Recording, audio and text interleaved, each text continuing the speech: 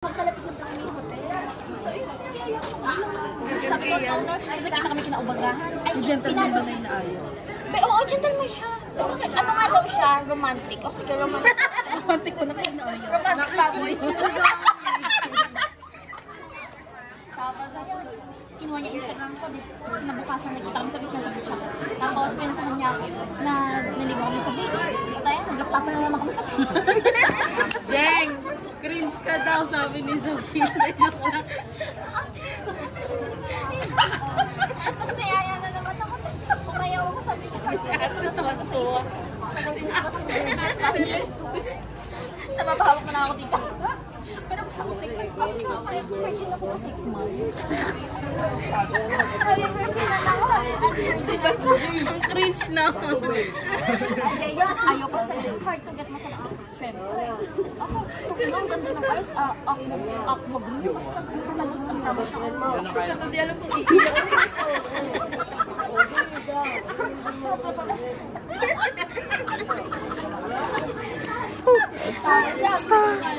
Sabi ko, niya, okay lang ba ikikita? Hilap-lap ka lang ba dun sa lang? Tignan mo kaya apektado may ano ako, nangitim ako. Okay lang, kahit mangitim ako, malapit ko lang. Kasi after na, ikalma mo, meron ako. Kasi ano, umuwi siya dito ng parang 4 hours. 1 AM pumunta akong BG. Taga-BGC ako. Punta siyang Makati. Nag-birthday kami dalawa, silap-lap na naman. Siyempre, silap-lapin ko rin ko. So, takay na, Italiano.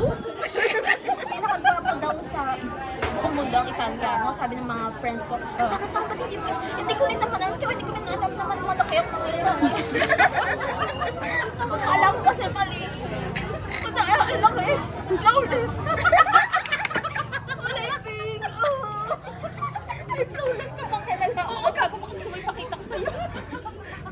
Tapos, Kay Lester po. ano yung legs? Flawless? Di ba sabihin nakita ko na?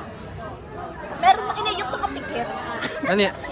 Skinless ba? Skinless? Tinuloy ako ng or 2 ka. Kasi sabi naman, ikalma mo. Nung nagkwento ako sa'yo, wala pa nangyayari na. Siyempre, sabi ko, pag umuwi ka ng Manila, bakit doon kita iyutin? Umuwi nga ng Manila, twice. Galing sa Palawan. Oo. Ano after Palawan may nangyari? Wala na. Oo. After na Palawan? Oo, after na. Sabi ka, ikaw umuwi dito. Hindi nagkita ulit kami. Di ba nag-bar kami? Tapos, nung 7-11, nag-flap ako. Hindi, after na Palawan, ilang araw siya sa Saglit lang. Oras lang kasi after nun. Ay, hindi. 4 days siya sa Palawan. Umuwi siya dito na parang oras lang. Kasi flight niya na pa Italy. So, yun. Iyutin ko na nga. Sabi ko siya, pero dinate niya muna ako. Hindi mo rin yung reaction ni ate, nakakatuwa eh. Dinate niya muna ako sa expensive na tinuruan pa ako. Eh, syempre ba usually pag sa mga sosyalin, ang pizza, ni-slice. No, dati ka diretso kain. Sabi niya, ganun ba? Sorry, sabi ko na lang, ang dumi kasi ng kamay ko. Hindi nga, pero ano, Hindi yun na nga. napaparamdam naman sa'yo after. Ano nga kausap ko, video call ko lagi, ah? Wow! Nagsusag ganun din. Sarap! Saan ba ito? Saan ba inirin ito? Hindi yan inirin. Sinuka. Sinuka ni Mama Kalit. Sobrang. Pero nag-condom mo na siya. Takto ko. Siyempre, mag-enjoy pa yun. Ate, ito na rin yung reaction ni ate.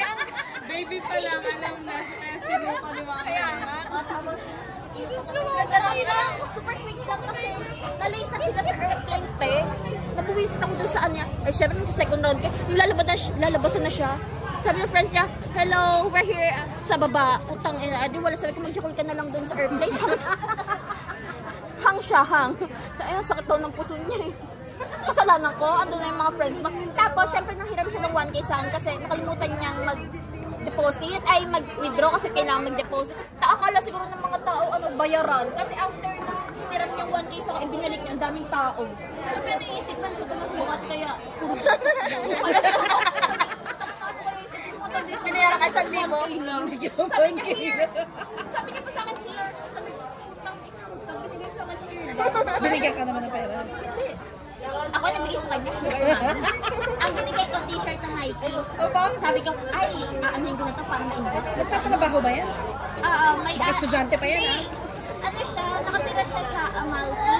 Positano Amalfi ko. Yung tourist. Nagtatrabaho nga. Oo, may business siya na partner. Tapos, nag-work siya. Tapos, ano rin siya, college degree. Hindi pa. Sa'yo, sa'yo anong buhay niya? Walang girlfriend. Wala akong pakialam. Wala akong pakialam. Sabi siya, hindi mo girlfriend. Wala kami. Marami rin ako. Meron akong Carlos, meron akong Alvin. Kung apat pa ngayon na yung isa niligwak ko na. Sabi ko sa laging katawagan, syempre ang hirap naman yung oras ko kay Carlos. Dapat simula alas 10 hanggang madaling araw na yun. Laging ko ka-FaceTime. Syempre, pag uwi ko ng bahay, ka-FaceTime ko din. May oras sila eh. Kasi syempre, ba nakakapagod? nakakapagod? Baka mahuli ako. Baka mahuli ako. Ay, alam na kung kailan magsaseryoso itong kalulukot. Ano ko kayo nalulukohin ko? Wala ka seryoso doon. Wala. Ayoko. Yung si Alvin, ex ko na siya pero lagi niya pa rin ako inhabol. Sustento ako every week. Minsan binibigyan ako 3K, 5K, 6K. Every week? Bakit ang pagtrabaho? Engineer siya sa Quezon. Tapos yung Sabon ba? Wala na sa Pilipinas. Ayaw ko, mabubuntis ako. Ako, slightly used lang. Wise. Slightly used. Ang ano ko lang, kapag umuwi, Slightly used. ang ano ko lang, baka umuwi yung isa, maiwang ko yung lahat. Siyempre, ano ko lagi ako ka-FaceTime. Sabihin ko, awayin ko ng 1 week. Ay, everyday mo pa Facebook. Lahat sila. May oras na sila, iba-iba oras. Buti nga, ganun ang Eh oras. ngayon, wala kang FaceTime. Tulog pa. Tulog pa. Ikaw na mo. Mamaya yan. Pero kung nakakapagtrabaho ka, bakit yan nila-entertain mo? Butay ka. Ayop talaga. Tsaka nga yan. Eto, sabi ko, eto kumausap. Isa lang. Ano lang, nakikita ko siya English.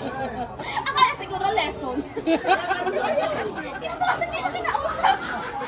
Nakakita naman ako.